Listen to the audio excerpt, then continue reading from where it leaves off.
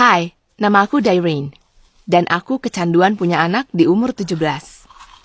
Aku nggak pernah puas hingga akhirnya semuanya jatuh berantakan. Ini semua bermula waktu aku keluar dari SMA.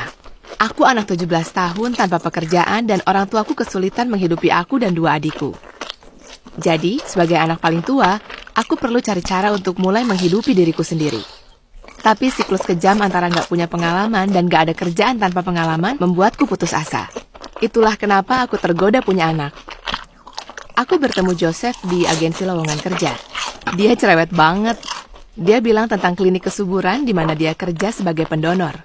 Agak TMI, tapi kami orang asing, jadi ya sudahlah. Lalu dia bilang kalau perempuan bisa hasilkan lebih banyak uang. Aku tertarik, jadi Joe menawarkan untuk menemaniku ke klinik itu. Harusnya aku tahu kalau ini terlalu gampang, terlalu kebetulan. Tapi aku naif dan sudah pasrah. Di klinik, aku belajar tentang jadi ibu pengganti. Yang aku butuhkan hanya mencari orang yang mau bayar untuk operasi mahal ini dan mau aku jadi inkubator untuk calon keturunan mereka. Joe mengatur pertemuan aku dengan seorang pasangan. Dia bilang kalau pasangan lebih menyukai gadis yang punya pasangan, jadi mereka nggak seperti ditinggalkan. Tapi aku nggak punya pacar saat itu. Joe cukup baik dan menawarkan diri untuk berlaku sebagai pacarku. Jujur, aku senang karena aku mulai suka padanya. Dia sempurna, atau terlalu sempurna. Jadi, hari bertemu pasangan itu akhirnya datang. Aku mulai meragukan semua upaya ini. Aku malu dan gak banyak ngomong. Mereka hampir menyudahi pertemuannya. Tapi Joe mengambil alih. Dia tahu harus ngomong apa untuk menenangkan mereka dan apa yang mau mereka dengar.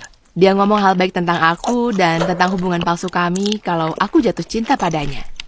Beberapa bulan berlalu, dengan pemeriksaan ekstensif, minum suplemen dan vitamin, dan badanku akhirnya siap.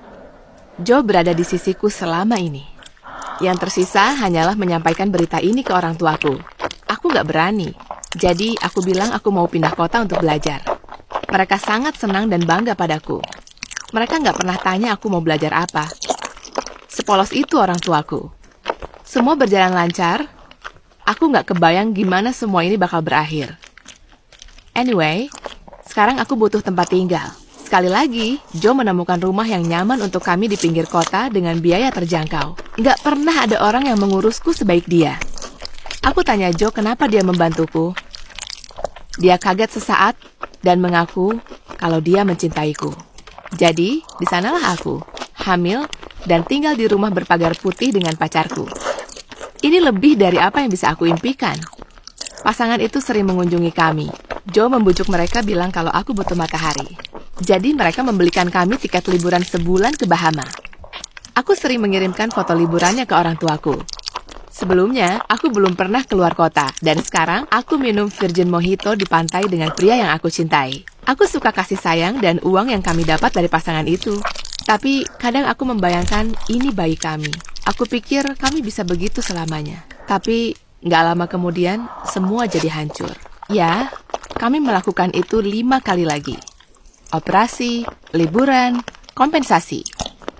Joe mengurus finansialnya dan aku melahirkan bayi-bayinya. Tapi setelah aku memberikan bayinya, aku merasa semakin hampa dan depresi. Tapi Joe ada di sana untuk mendukung dan membantuku untuk lanjut terus. Setelah kelahiran ke-6, aku tanya Joe apa mungkin ini waktunya kami punya anak sendiri. Dia berhenti selama 5 menit. Keheningannya sangat nggak nyaman, sampai akhirnya dia bilang, kita bisa punya anak kapanpun kita mau. Sekarang waktunya cari uang untuk masa depan kita. Jadi seharusnya kita ulang ini lagi dan lagi. Tapi nggak ada yang bisa prediksi apa yang terjadi selanjutnya. Karena ini sudah ke-7 kalinya, mereka harus menanamkan embrio lebih banyak agar kehamilannya sukses. Setelah beberapa bulan, dokter prediksi aku hamil kembar 3. Pasangan itu sangat senang dan Joe bilang mereka rela biayai kami lebih banyak. Tapi saat pemeriksaan selanjutnya, dokter bilang ada 6 bayi yang tumbuh di dalamku. Ini merubah semuanya. Dokter bilang dia khawatir untuk bayinya, karena mereka bisa kurang gizi dan punya masalah kesehatan, dan bisa terjadi komplikasi. Sikap pasangan itu juga berubah dalam sekejap. Mereka hanya memberikan uang sesuai yang disetujui sebelum operasi. Mereka berhenti mengunjungiku, dan liburan bukanlah pertanyaan. Selain itu, Joe menghilang. Tuan rumah kami bilang aku harus pindah rumah karena aku belum bayar penuh untuk biaya sewanya.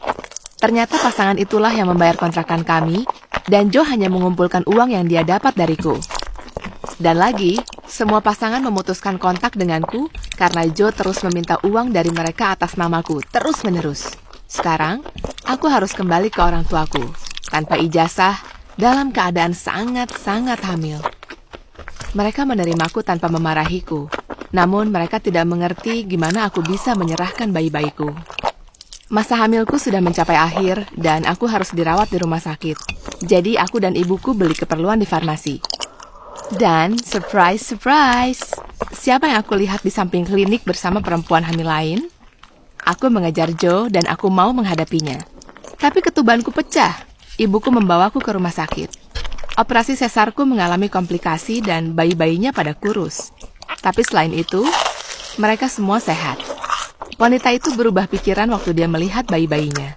Pasangan itu nggak pernah melihatku, dan aku nggak pernah melihat kembar enamku. Setelah rehabilitasi, aku dapat berita buruk.